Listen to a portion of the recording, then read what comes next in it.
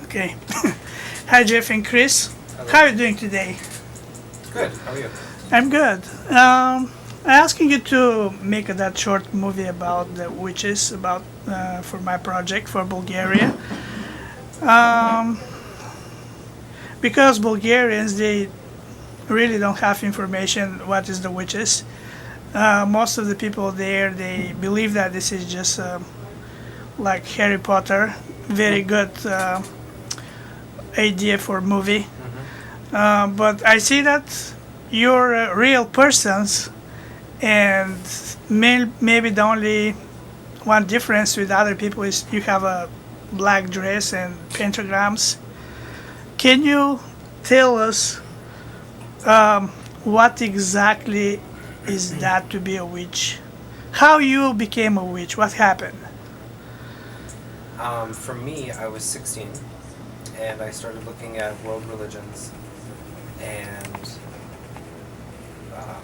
voodoo, I think, was the first world religion that I had originally explored, which was a little bit beyond my grasp. But then I started reading about witchcraft. It said, see also witchcraft. I started reading about witchcraft. So I was 16, so I've been practicing for about 17 years now. Witchcraft is pre-Christian, so what we practice today really is it's neo-pagan. It's a new practice based on what we believe was practiced thousands of years ago. We can't say for certain because most of the people and the tribes that we follow were very oral, so not everything was written down. And what was written down was typically from the perspective of a Christian.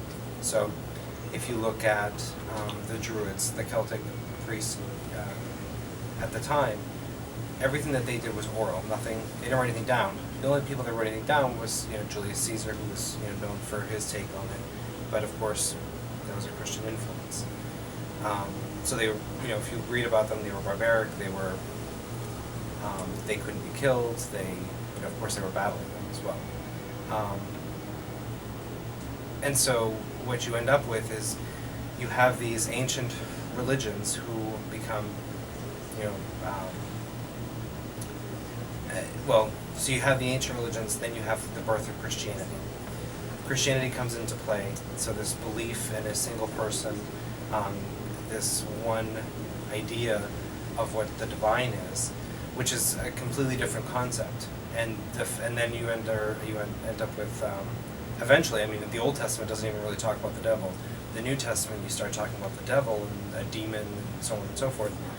And so what you end up with is you have now a religion that has taken a lot of what the old religious practices were and have kind of made them evil, the devil. And they took concepts, they took ideas, they took beliefs from the original pagan religions, and they made them evil or integrated them into their own religion. If you look at all the holidays, all the holidays have a pagan root. Christmas was Yule, Easter was Ostara, Samhain is Halloween, all of them, Beltane was May Day. Each holiday has some connection to a pagan origin. Jeff, what happened with you? How you know that you're a witch? Do you have relatives who is witches?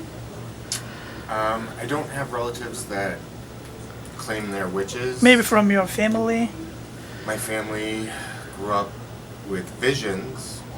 They attribute it to God. I started questioning God and the Bible around the age of 13 and thinking there was something more. There was too many inconsistencies and contradictions in the Bible, but not quite comfortable. I still didn't know fully what witchcraft was, so I sort of took out of the Bible and created my own theories and idea of what they were talking about. Like, everybody's the children of God. Jesus was the Son of God. So why can't we all do miracles why can't we all be able to do what Jesus did? Until I discovered witchcraft, I sort of stayed away from religion altogether. Like, just had my own ideas. I still believed in God, just not. I didn't go to church, and I didn't really practice that way. When I found witchcraft, it sort of was more based on my ideas of doing miracles every day, being able to change the environment around you, so it fit.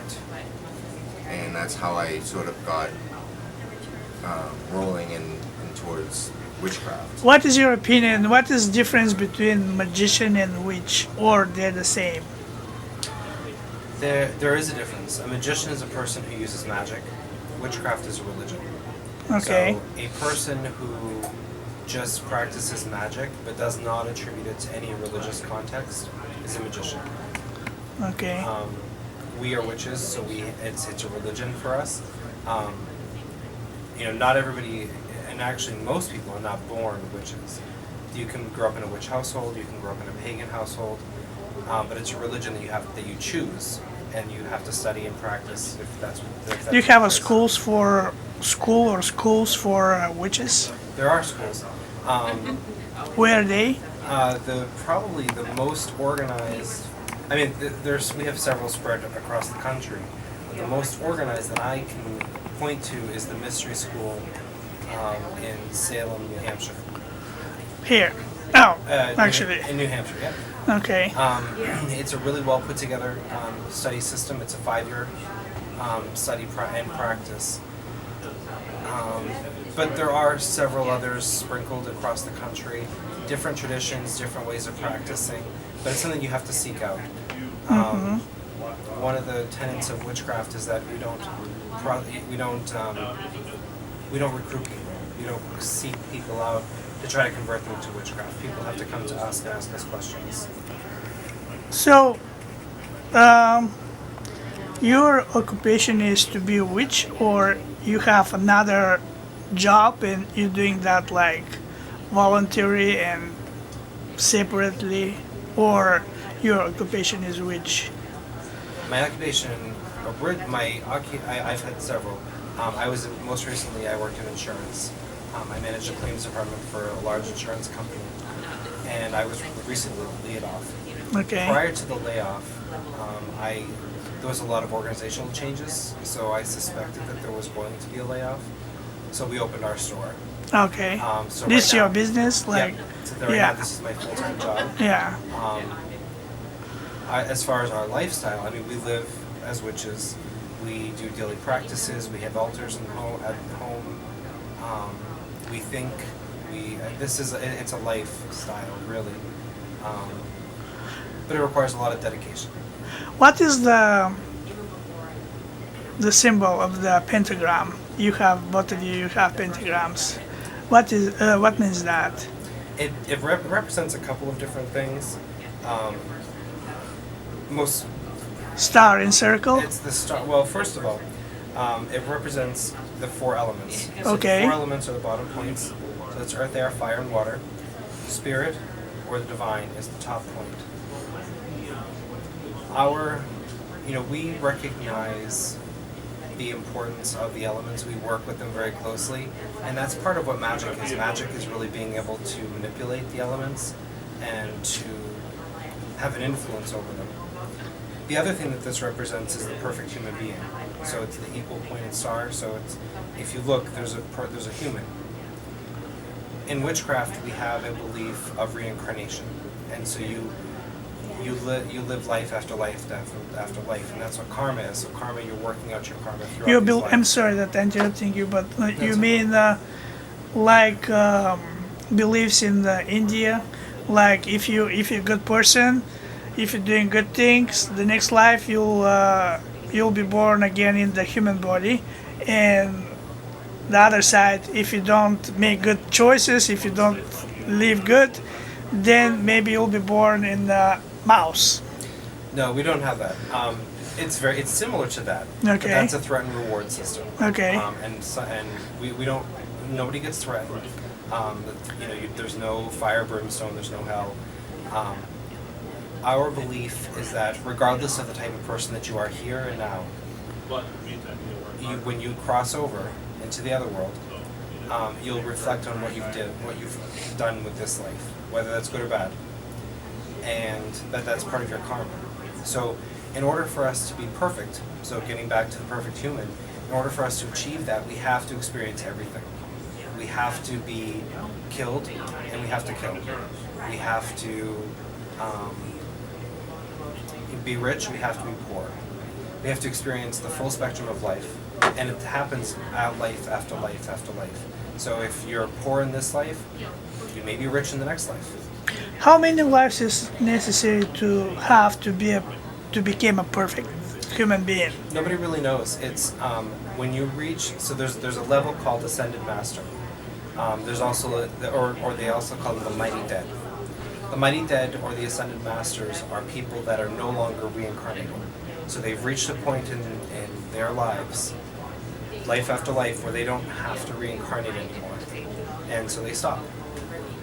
So they have achieved the perfect human. They've achieved everything that they need to. Then they become masters and they help guide us in this.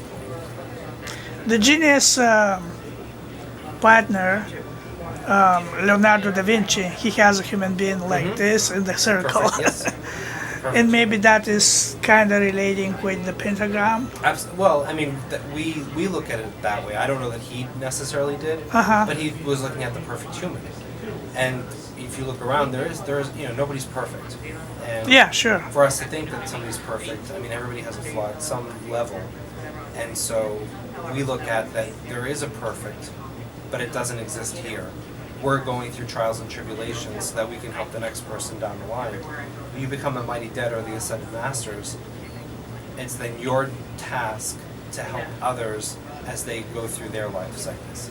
Okay, you said that you work with these 5 elements, and but do you who you worship? Jeff mentioned something about his God, but his God is not exactly like in the Bible, if I understand correctly. What God is your God? Like alien or? No, it's really interesting. There's two different concepts that Okay. I've heard within witchcraft. There's polytheistic, and I can't remember what the other group is calling itself. But there's two concepts, and the two concepts that you'll see are multiple gods. But in one concept, each god is actually part of a single being. And the other concept, they're all individual gods. In both cases, we worship. From which gods you talking about now? For the Christian, or because in India they have 1,000 gods? Yep. So- And anything that we do is pre-Christian. So we don't even look at the Bible. To us, the Bible Okay, doesn't exist. but who is your God then? Depending on what tradition you follow, it could be Celtic. Okay, if you're Celtic, which God is it? So there's many. There's hundreds of gods. Okay. And it's whatever one you connect with. We do a lot of meditation. We do a lot of trance work. We do a lot of shaman journeys. And so during that time, we build relationships. Our gods are alive. They're living beings, and they just exist on another plane. So we work with them through meditation.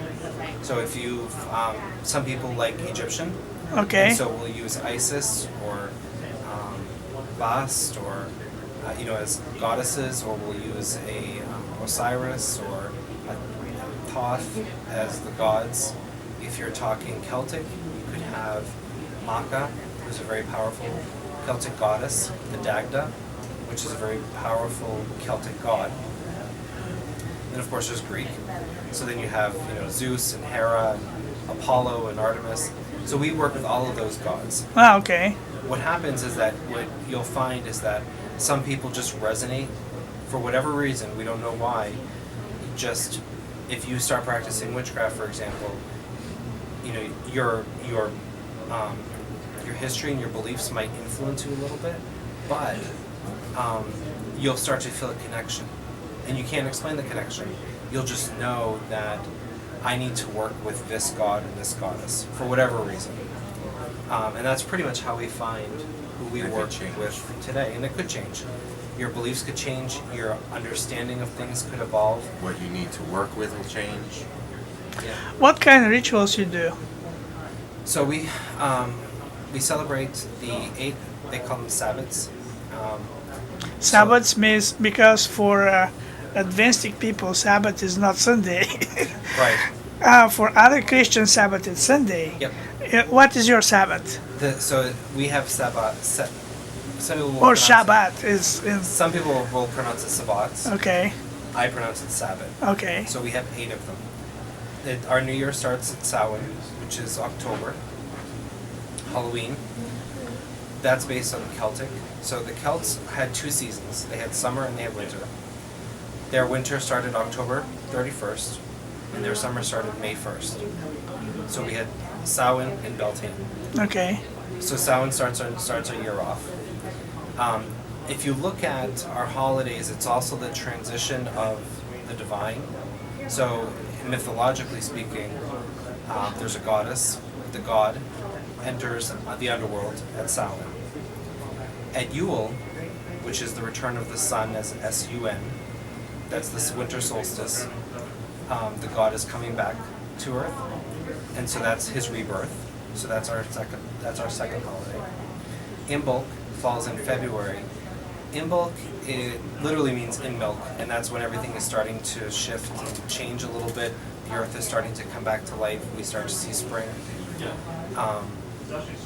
Ostara is the next, which is our spring equinox. So that's when everything is coming to life. There's new life, new beings. After Ostara, we have Beltane. Beltane was the beginning of summer, and so that's when you would take all of your cows from the pastures and you would run them through the bale fires to cleanse them. We then have Litha, which is the summer solstice. That's the longest day, and then we start to enter the bad season. So mythologically speaking, at Beltane, the god would impregnate the goddess with himself. The summer solstice, she's pregnant. Then we have Lunasa, which is a harvest. So that's the first harvest. That's the grain harvest. And then Maven is the fruit harvest. So if you look around you, as to what's happening and just what you see, those are the holidays that we're celebrating. Wheat starts coming in, that we're celebrating that there was a harvest. Maven, fruit, that's when apple picking starts. That's when people are reaping all the different fruits. And then, of course, at Samhain was the meat. So Samhain, which starts the new year, you're collecting all the meat. And what kind of rituals you doing? For what? Yesterday I enjoyed one of the rituals in the Lady Still, and I don't know if maybe that is a real ritual. I don't have any idea what was, but was beautiful, like performance. And so, what kind of rituals you doing, and for what reason? Or So we do rituals first of all, to celebrate the holidays. no, I mean to make something.